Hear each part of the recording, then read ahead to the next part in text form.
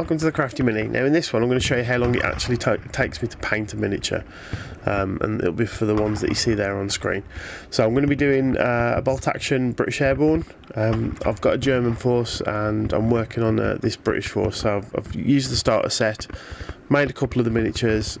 I've done these 3 test models to come up with the best way I can paint these. I like to do a few first and then I go from there. So on the screen now is a list of all the paints, if you want to pause and have a look at those, by all means, if you want to follow along.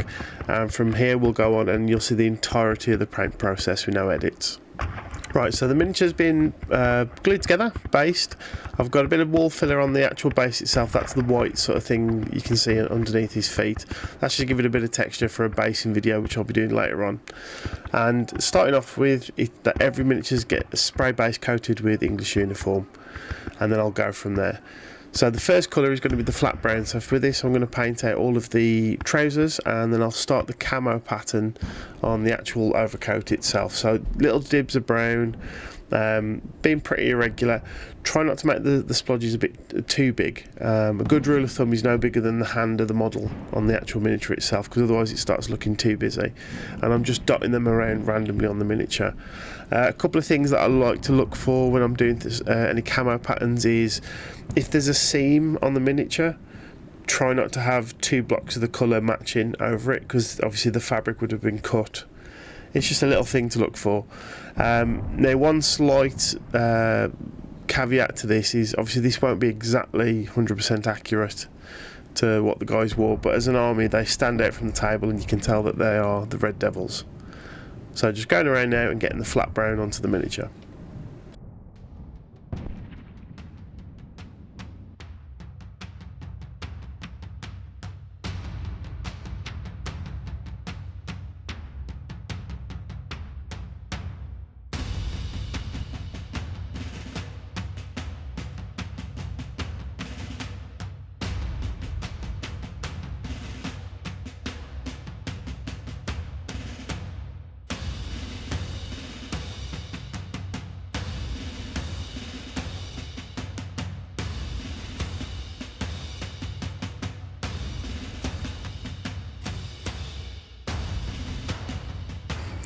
Right, so for the next part is the uniform green.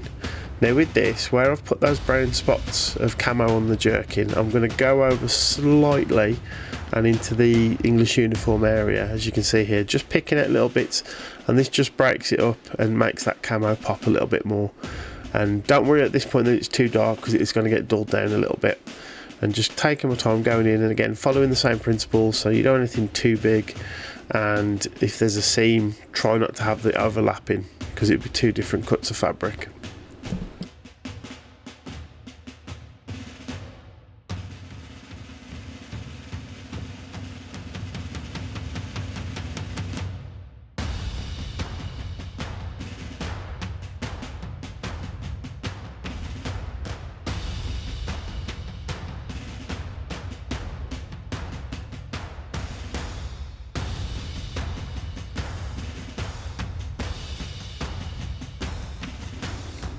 Right, at this point I've got the refractive green out, and so for this it's going to be the backpack, pouches on the webbing, smaller areas. If they've got the camo helmets I'll do that in the refractive green as well, but it's mainly just picking out any of the extra little bits of detail that I want them to look different to the green we've just put on the camo.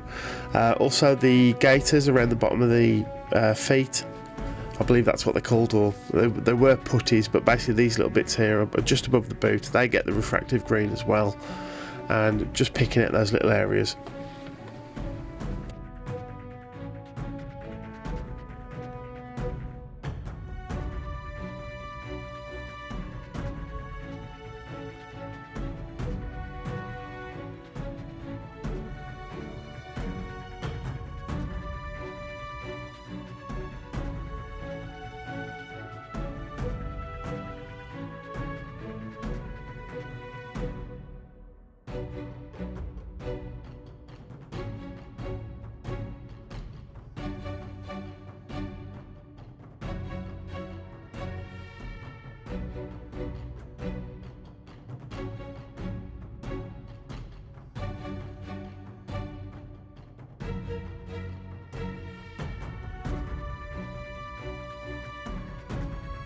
Right, so whenever I'm painting black on a miniature this scale, just so I can get a bit more detail out of it, because I find that just painting pure black's a bit too stark, I use German grey. So the boots and the gun itself, anywhere that's metallic, will get the German grey on, and then when we've washed it later on in a step, you'll see that it does still leave a little bit of detail and a bit of shine to it, and makes it pop a little bit more than just a standard black would be. Also with guns for Second World War, you don't really want to paint them silver, or a very bright silver at least. What I tend to do is just a bit of German grey, and when it's washed, the natural glossiness from the wash helps lift it, and it catches reflections and it looks good at that sort of tabletop level.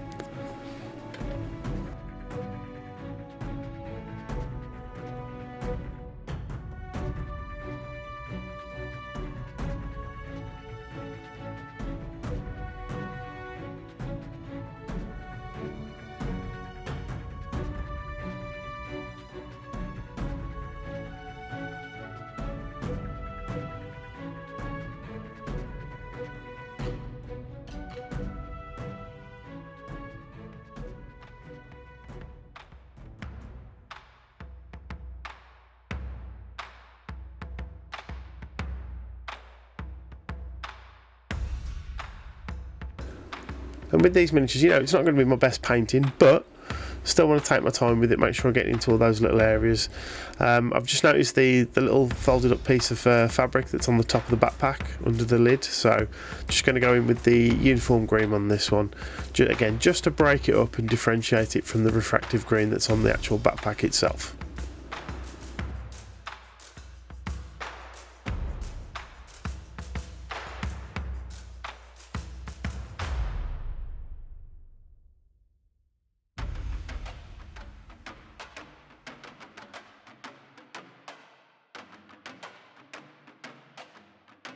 It's also at this point that I realise I've missed the little mess tin on the back of the backpack, so what I do here is add a little bit of extra water to the German grey, just so it makes it a bit more patchy and not as dark as the boots, and then just get that painted on and blocked out.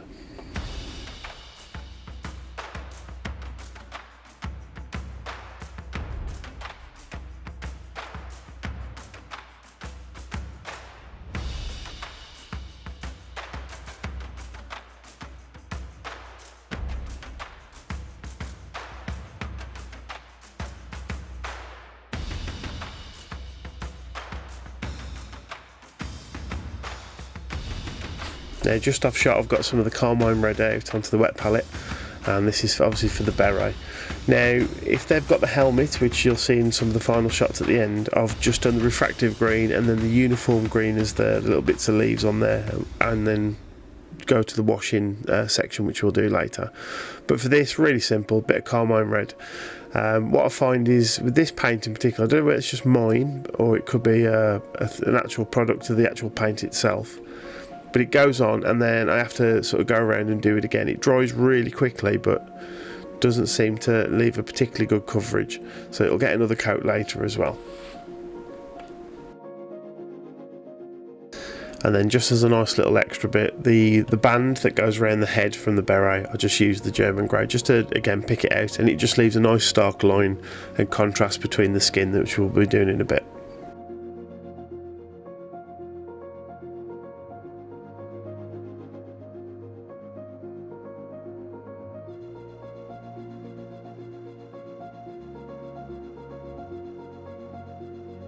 Right, so that's the majority of the work sort of put out there on the miniature now.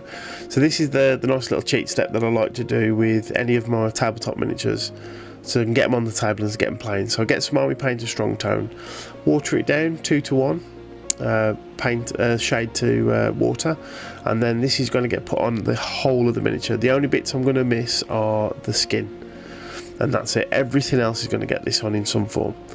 And you can see here I just need a little bit more, add a bit more water and then mix it round and then just plop this all over the miniature.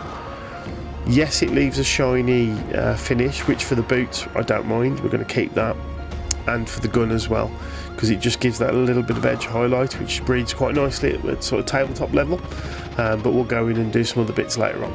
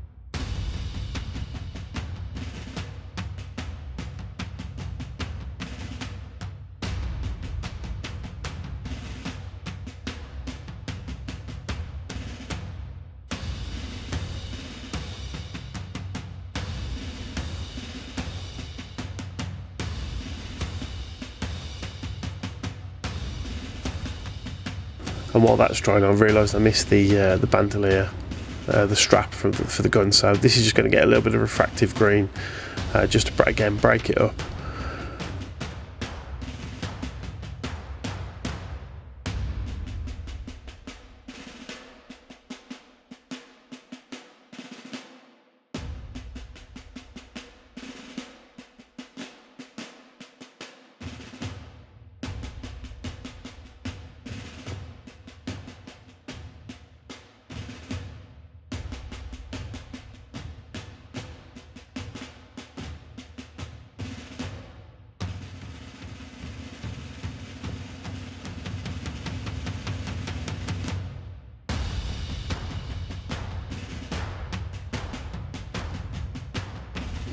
Right, now for the bases, as I say, we'll be doing a video when they're done, because there's a way I do my basing so I can keep an eye on all the units when they're actually on the battlefield. But just to darken down that white wall filler I've used for the texture, I find that Citadel's Rattling Grime's a really nice paint for this. If it gets a little bit on the boots, that's okay, it won't affect the colour and it'll give it a bit of a shine anyway. But just cover all that up there just to darken it down.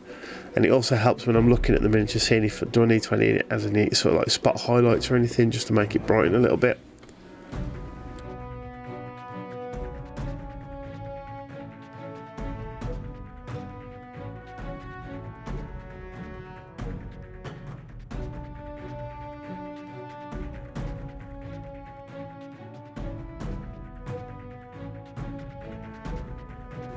And as I mentioned earlier, the carmine red just needs another coat on the beret, so by now it's dry, so that gets another coat. And then you'll see me add just a small speck of highlight of white just for the Airbourne insignia on the berets.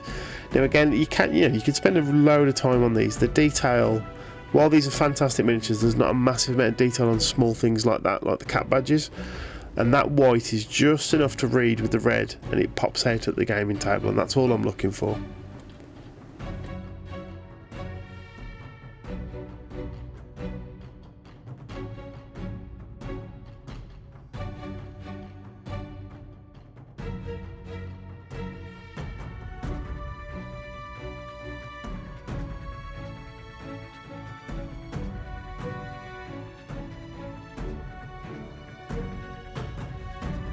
Right, so basic skin tone.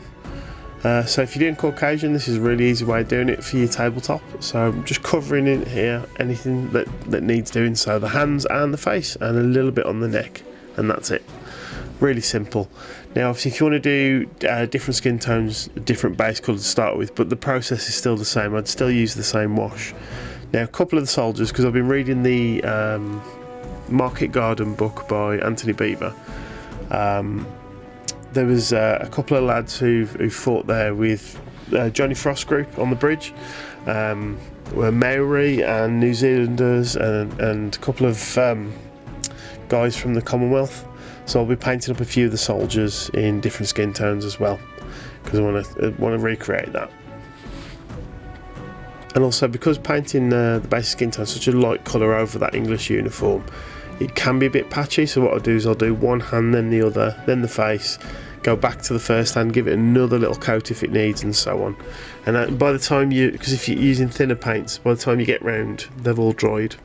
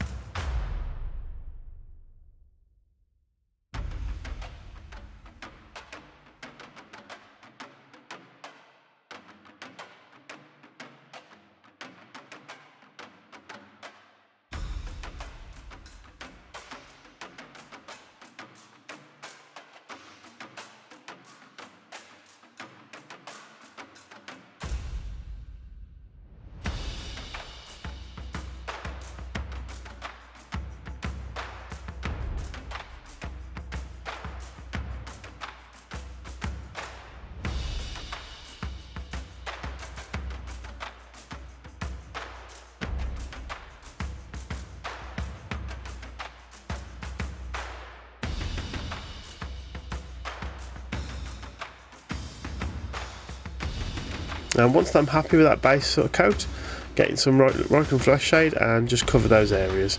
This will go in, like all the washes, it'll go into all the recesses and just helps make that sort of the colour punch a bit more, and we'll go back in and highlight a bit later on. Really nice and simple. Just make sure that obviously the paint's dry before you do this. For myself, as I'm painting this in real time, I know it is, so it's quite an easy one. And just get this on, let it sit into the recesses. The face is still a little bit wet at this point, so that's why I've left it briefly, and I'll go back and do some other bits. So while I'm waiting for the face to dry, now obviously when you do the strong tone, as you can see here, it's really shiny and it doesn't look good. So I've got some ultra matte varnish and I'm just painting that on everywhere apart from the hands, the beret, the gun and the boots. And this is just to give it a bit more. And when you see the final results, they look really nice and dulled down and it looks like a nice uniform. Gets rid of that shine completely. Obviously I want a bit of shine on the boots and the gun so they read as metallic. Same as like the mess tin on this particular soldier's backpack. And then the face with the wash, it'll have a little bit of a satin finish to it, which I don't want to affect, so that doesn't bother getting varnished either.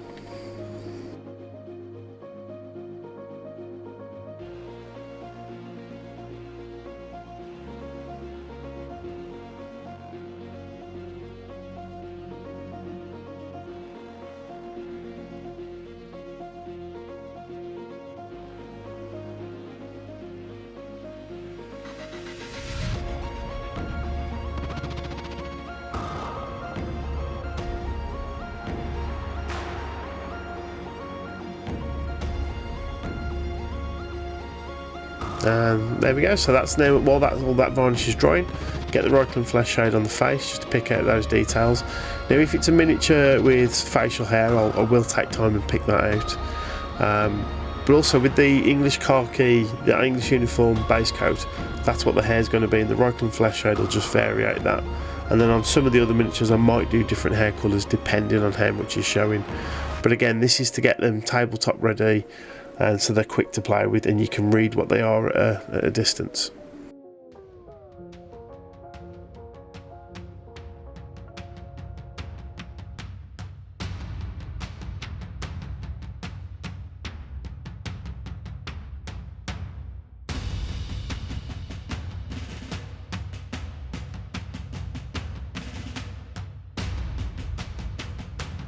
And then just to help the miniature along, giving it a quick blast with the airdryer. So this is mainly for the matte varnish, just to get that done, so I can see if there's any areas that might need touching up or whatnot. And then if the face, if I don't feel that there's enough detail popping from the shade, I'll give it another wash with it. Because I have noticed, I don't know if anyone else has got this, but the Resin flesh shade, it seems a bit thinner than normal, and sometimes it needs 2 coats. But yeah, so give that a blast, that's all nice and dry. And then I'll go in and start highlighting. So little bits on the nose, the forehead, a little bit on the cheeks, and then the knuckles of the hands, just because I want the hands to stand out a bit more.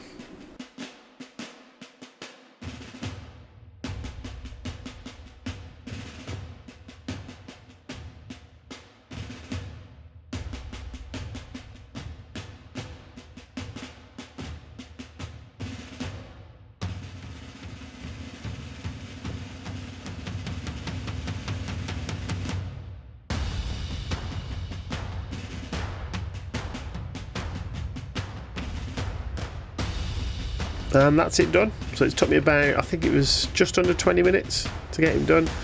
Looks pretty good, battlefield ready as I say. The base, I'll be doing all of those when they're all done, because there's a way I base my miniatures with squad based games like this. But yeah, really simple technique. It's not that difficult either to do.